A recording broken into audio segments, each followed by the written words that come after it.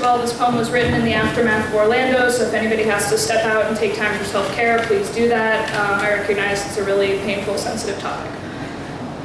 That being said. Saturday night.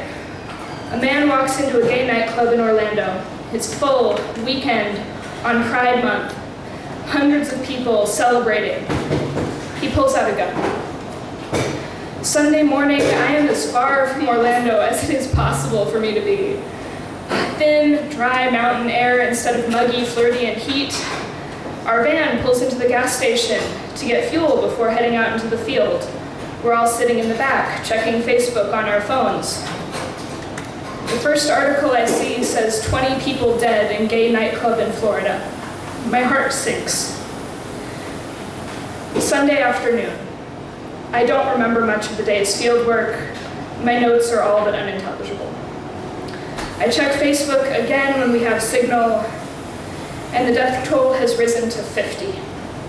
That morning, I had realized that our class number is 35, with 3 TAs and a professor. I imagine half of our van's empty. That afternoon, I can't imagine anything at all. That afternoon, I sit in my room. I should be working on projects. I should be making a strat column. I do nothing. I can do nothing. I receive texts. I send texts. My friends check in. I check in on them. I receive a message from a girl I knew in high school. She is straight, but she says, I heard about the events. Are you okay? And I say, yeah. But none of us are okay. That's just a lie. My parents say nothing for a long time. And then my dad shares an article on Christian responses to the Orlando tragedy, and they involve prayers and comfort. And then, repent or ye too shall be judged, and he doesn't understand when I say, do you understand how much that is a threat?